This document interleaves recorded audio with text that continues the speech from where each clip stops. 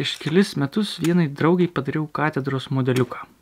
Žinau, kad ten tikriausiai paskutinė proga jai padaryti kažką gražaus, tai ten per siaubingus techninius nesklandumus išspaudžiau jai ne visai skaidraus plastiko tokią katedrėlę su viduj įklijuotu avietės lapeliu, kurį ji man kažkada padovanojo. Šalia modeliuko parašiau laišką ir tai buvo mano atsisveikinimas. O paskui po kažkiek laiko ir iš jos gavau laišką. Jei tas laiškas būtų atėjęs bent minutę vėliau, būtų įvykus katastrofa, nes paskui ten savaitės bandžiau tokią pačią katedrą ir savo pasigaminti, bet antra niekaip neišėjo.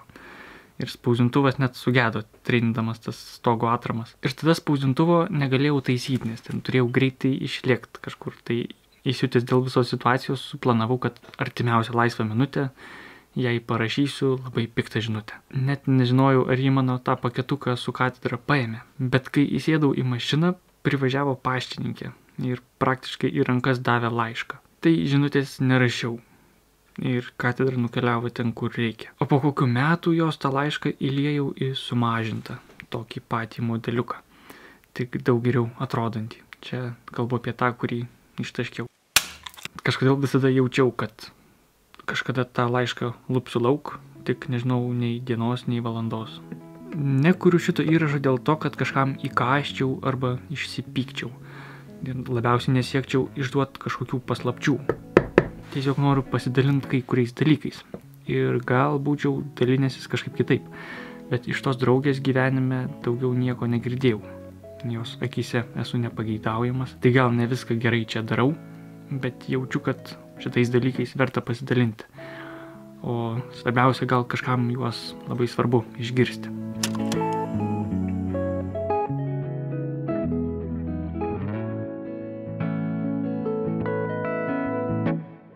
Preliudui trumpas intarpas. Kažkas man kažkada komentare vienam parašė, kad žaizdų nereikia krapštyti, kad reikia laukti, kol užgis. Tai vieną kartą mano mama į stiklus susipjaustė ranką. Tai nuvažiavo į priimamąjį, ten susiuvo jai ir turi gyt. Sako, bet mama sako, kad skauda. Sako, prisiliest negali. Ir gydytis sako, palauk, blemba, turi sugyti. Bet mamai nieks ten negyja, nieks kažkaip negerėja. Ir paskui jau savarankiškai ten vyniojasi taftarstį lauk, žiūrinėja, krapštinėja ir išsitraukė stiklo spyglį. Tai svetimkūnių nereikia prisijaukinti. Ten jei kažką pastoviai skauda, tai reiškia, kad ten kažkas yra negerai. Ir reikia kažkaip tą dalyką spręsti. Kiek tam reikia laiko ir koks turi būti gydymas priklauso nuo žmogaus. Nes nėra dviejų vienodų žmonių. Tai aš pasidalinsiu, kaip aš tų stiklų ieškojau. Prieš kelis metus turėjau porą mėnesių draugystės, kuri buvo labai gili. Net jei šitas žodis mažai ką konkrečiai pasako, daug apie santykį nieko aš ten nesakysiu, nes ne ten esmė. O esmiai užteks kelių detalių. Ir pora tokių detalių, tai po tų poros mėnesių draugė paniškai iš santykio pabėgo. Aš likau su daugybė klausimų, o atsisveikinimas niekada taip ir nevyko. Pilnai tos situacijos niekada negalėjau palikti ir vėliau gal galėjau kažkiek uždengti kasdienybės dalykais. Ypač labiausiai muzika tikriausiai ir šiaip tuščia informacija. Pavyzdžiui, lėktuvų katastrofas labai mėgau žiūrėti, kaip ten jos įvyko. Bet fone galva visą laiką ūžė. Ir čia turi būti akivaizdu, kad tokiuose laiko mastuose tikrai turėjo vykti kažkas nemažo. Ir daug daugiau nei, sakykime, įsimylėjimas. Tai pradžiai svarbu minėti, kad man niekada nerūpėjo veikla kartu su kitais žmonėm. Čia toks svarbus momentas. Kažką kartu nutapyti, pažaisti arba pagaminti man yra tuštybė. Ir dažnu atveju vargas. Dėl to aš dirbu su įrankiais, o ne su žmonėmis. Bet jei jau veikiu kažką su kitu žmogum, tai aš turiu per tą veiklą jį pažinti. Kitu atveju tas žmogus man tampa įtampa, su kuria turiu kovoti. Ir sudėtingiausiai čia dabar pasakius, man svarbu jausti ne laiką kartu su kitu, bet kitą žmogų laike. Ir aš manau, kad paturėjau būtent tokią draugystę, kurioje labai konkrečiai galėjau tirti žmogų. Niekada iki šiol nesutikau žmogaus, kuris taip jautriai jaustų kaip ji. Ir man amžinas klausimas, tikra tai buvo ar netikra, jos jautrus pajautimas. Tikra buvo ar netikra. Bet tirdamas prisiminimus, kam turėjau labai daug laiko, suprantu, kad tai buvo tikra. Ir svarbiausias momentas, kad į tą jos jautrų ir gražų pasaulį buvau kviečiamas. Turiu tokį dalyką, kad man gražiausias dalykas žmoguje yra jo išgyvenimai ir jausmai. Kaip jis tai išgyvena, iš kur tai jame atsirado ir kaip tai veikia jo gyvenime. Man tai yra patys tikriausi gyvenimo dalykai. Ir kodėl draugė, kuri taip norėjusi jaustis saugi, būti suprasta, priimta, būti mylima tokia, kokia yra, išklausyta, visą tai iš manęs gavusi pabėgo iš santykio ir nebenorėjo susitikti. Mes niekada neatsisveikinom. Rašiau jai turbūt 14 kartų per tuos metus, kad man šito reikia. Ir atrodo, po atsiskyrimo ji nemažai apie viską rašė man. Atrodo, tai turėjo paaiškinti pakankamai, kad galėčiau ramiai gyventi toliau, bet aš niekaip niekuo netikėjau. Ir čia svarbu įvardyti, ko man iš tiesų reikėjo. Tai man nereikėjo išsiaiškinti, ką aš netaip padariau, pavyzdžiui, arba kad aš ją išsakyčiau, ką ji netaip padarė. Man tiesiog reikėjo pamatyti, kad jai yra gerai, kad aš atsitraukiu, kad ji šito atsiskyrimo iš tiesų nori. Nes ji pabėgo kažkaip labai netvarkingai. Ji bijojo su manim susitikti, bijojo pasakyti kažką atviriau, nors iki tol pasakojo beveik man viską. Ir mačiau, kad kažkas buvo ne taip. Kadangi buvo tyla, aš pradėjau pieštis įvairiausių dalykų savo įtemptoj sąmonėj tuo metu. Pavyzdžiui, kad kažkas jai pripiešė apie mane ir apie mūsų santykį negražių dalykų. Ir aš labai bijojau, kad ji jais patikėjo. Arba dar blogiau, yra verčiama jais tikėti. Labai bijojau, kad ji santykį griauna būtent dėl to, o ne dėl to, kad jis, pavyzdžiui, mūsų iš tiesų niekur neveda. Ir labai nenorėjau tam visam chaose ir galbūt kančioje jos palikti. Ji norėjo būti palikta, bet aš jos nenorėjau palikti. Tai čia didelis dalykas, bet tema kitam filmukui. Ir esmė tai visam šitam bardake, kad ji vieną kartą labai konkrečiai užsiminė, kad nori mane apsaugoti nuo savęs. Tai čia va toks vienas iš dalykų, gerokai nesveikas kažkoks, bet man jis įsirašė į sąmonę ir aš su tuo labai ilgai gyvenau. Viena internetui brutaliausių eilučių iš vieno filmo, tokio tobulo, 500 meilės dienų, ten sakė: vieną dieną pabudau ir supratau. Ką supratai? Supratau tai, dėl ko niekada nebuvau tikra, būdama su tavimi. Ir man reikėjo šitą išgirsti. Ir yra daug būdų, kaip šitą galima pasakyti. Galima pasakyti, kad nebenoriu tavęs matyti, pavyzdžiui, tu šlykštus, arba niekada nebūsi vertas manęs, arba tiesiog elementariausias mum nepakeliui. Bet susitarę susitikti mes taip ir nesusitikom. Ir norėjau iš jos išgirsti tą, kad aš galiu eiti savo, kad ji tikrai to nori. Ir tai yra žiauriai naudinga informacija judant toliau per gyvenimą. Bet kai neišgirsti nieko ir tiesiog lieka prislėgtų ir nutolstančių mylimų akių vaizdas. Ir gal tai manipuliacija, bet įsivaizduot galima bet ką. Bet akys pasąmonėj lieka ir ką su jom daryti. Jei aš kenčiu, aš niekada nenoriu to paties kitam. Ir jei yra būdai, kuriais galiu sumažinti kito kančią, ar bent jau per tą laiką kažkaip būti šalia jo, tai aš tų būdų imsiuosi. Čia sakau aš, nors norėjau sakyti, kad tarsi žmogus bendrai, nes aš nežinau, kaip kiti veikia. Negaliu iš ne vieno žmogus sakyti, akivaizdu. Ir iš savo draugės nieko niekada negirdėjau. O aš jai rašiau. O jis tada iš manęs juokėsi. Jei žmogus kenčia, jis nesijuokia iš liūdinčio liūdesio. Ir svarbiausia, kad pas jį neturėtų vykti gyvenimas. Pavyzdžiui, pas mane buvo gyvenimas sustingęs. Bet jos gyvenimas vyko. Labai nedaug žinau apie jos gyvenimą, bet sužinau pakankamai, kad suprasčiau, kad jos gyvenimas kažkaip kruta. Ir iš to iš karto išsiveda dalykai, kad reiškia, aš jai visiškai neįdomus, aš jai nerūpiu, o ji iš manęs tyčiojasi, jai nusispjauti mano savijautą, į mano jausmus. Ir ar aš noriu su tokiu žmogum ne tai, kad leisti gyvenimą, bet šiaip susitikti. Ir atsakymas labai logiškas, protui aiškus, kad absoliučiai ne. Ačiū Dieve, kad mane iš ten ištraukiai, bet gal ji nori būti kitokia, pavyzdžiui. ir gal aplink ją kažkokie pikti žmonės yra susirinkę, abejonės ant abejonių. Ir galų gale vėl tas klausimas, mes niekada taip ir nesusitikom. Laiškus reikia saugoti ne žaisluose, bet specialiai paslėptam voke, kad kai ateina kažkokių minčių, galėtum prisiminti. Tai iš tokio modeliuko niekaip neišsitrauksi. Čia naujas. Po 3 metų aš ištaškiau tą laišką ir su kokia intencija, nes tai yra viena paskutinių žmogaus apraiškų. Ten tavo paskutinis tarsi priėjimas prie pačio šviežiausio žmogaus, paskutinis update'as. Ir jei kur ieškoti įsitikinimo, kad viskas tam žmogui yra gerai, kad aš pasitraukiu, tai laiškas yra geriausia vieta. Tik laiškas padėjo 3 dienoms. O tada prisiminiau, kad vis dėlto mes nesusitikom. Į esmės, ką tik labai trumpai apibūdinau savo 3 metus. Galvojau, kad aš labai gerai gilinuosi į save, į savo problemą ir neapturėtą pokalbį, bet argi nenuostabu, kad iki šiol šitam įraše ne vienos minties nebuvo apie mane.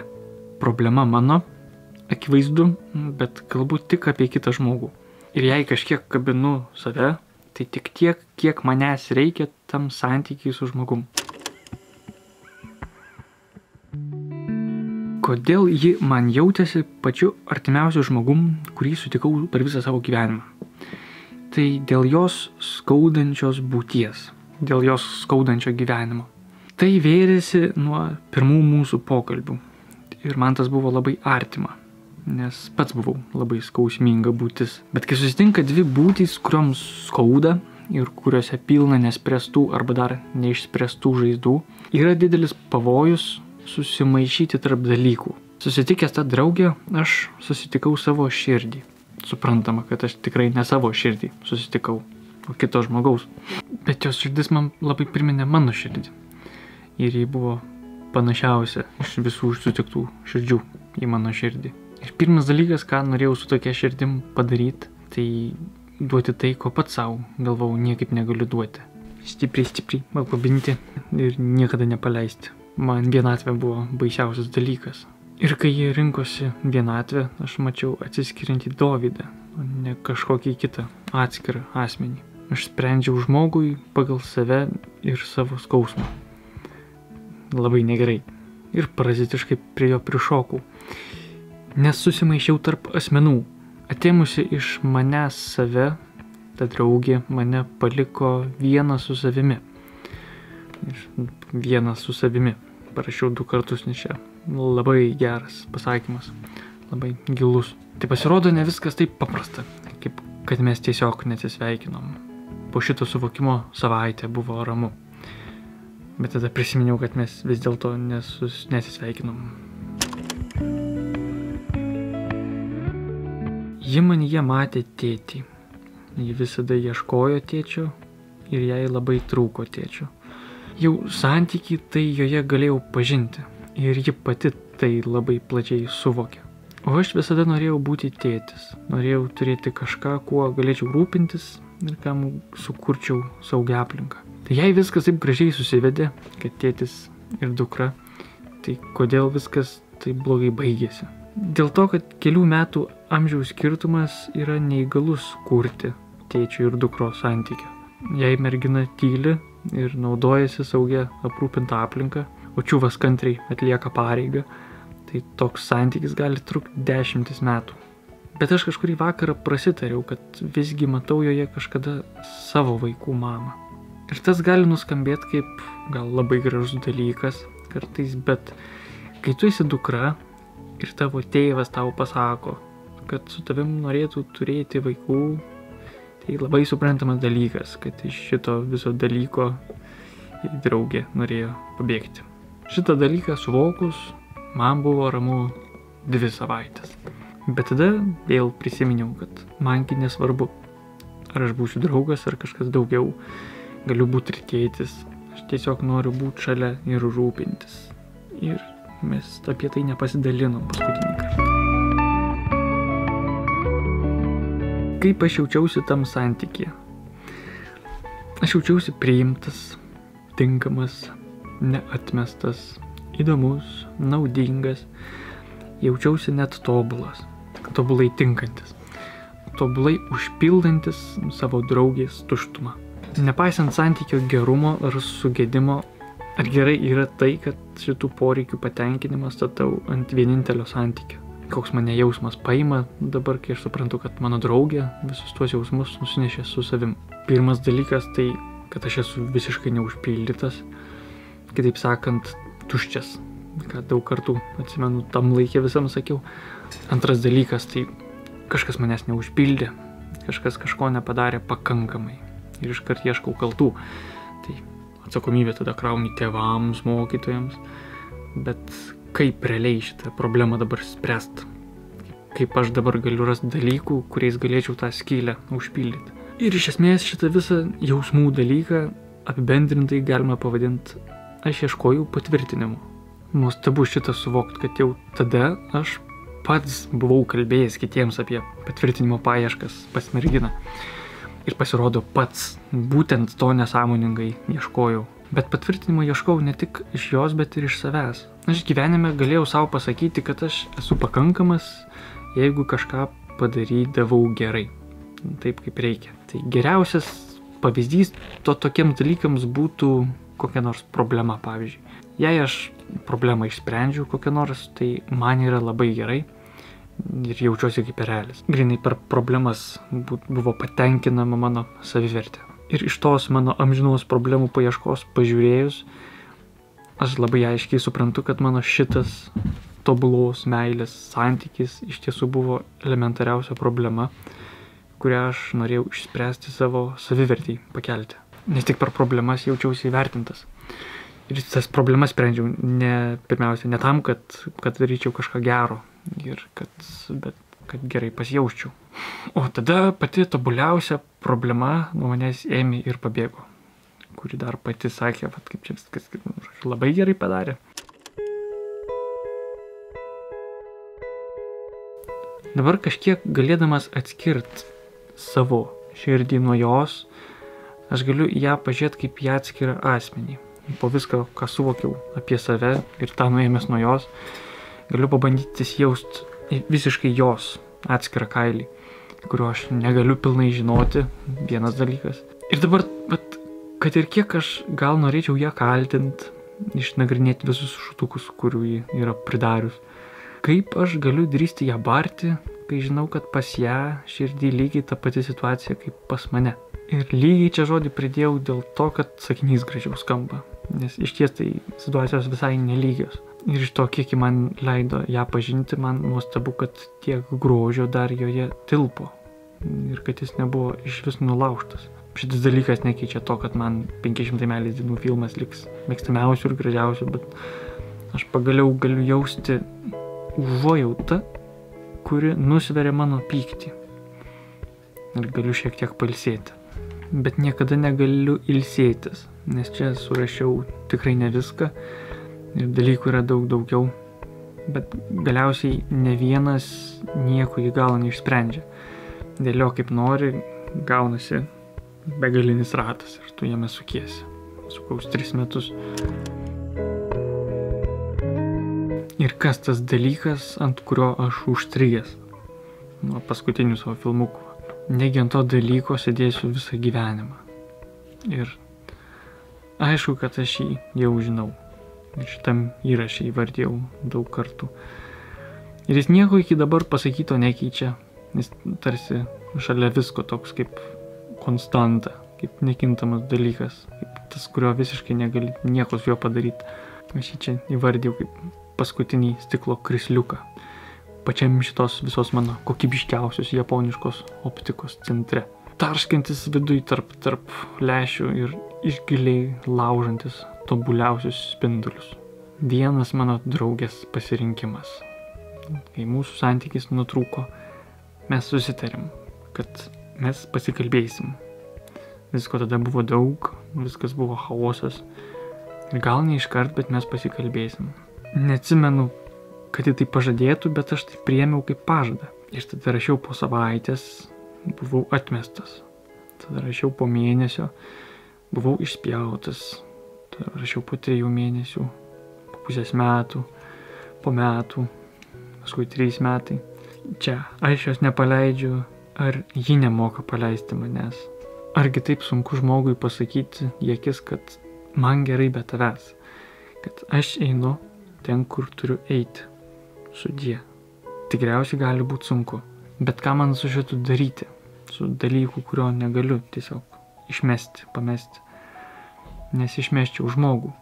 Kaip galiu išmesti pažadą, nesitraukti ir rūpestį. Negaliu šitų dalykų tiesiog atsiimti. Ir už kurių visišką negerbimą aš nemoku atleisti. Dalykas, kuriame nebėra kaip pasinaudoti empatijos galiom. Nes matai, kad žmogus sąmoningai, nuosekliai renkasi man kurti skausmą. Ir su šitu jau paskutinę naktį vartydamasis paklausiau tokio Jėzaus. Sakau, matai kokia nesąmonė. Laikau va ir nepaleidžiu. Durnelis, kaip man šito atsikratyti šitos nesąmonės, absurdo, kaip atleisti. Ir tada laikui išsipildžius jau gavau atsakymą. Ir jis pasakė, niekaip nespręsk, turėk apkabinės ir niekaip nespręsk. Nes jo neįmanoma nei tau, nei man išspręsti. Jis yra pas svetimą žmogų, o tu sėskis prie manęs ir kenčiam kartu. Nieko nereikia spręsti, tiesiog būkim kartu.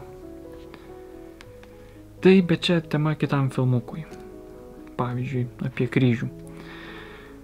O tas filmukas nebūtų išsipildęs be šito, tai, žodžiu, iki.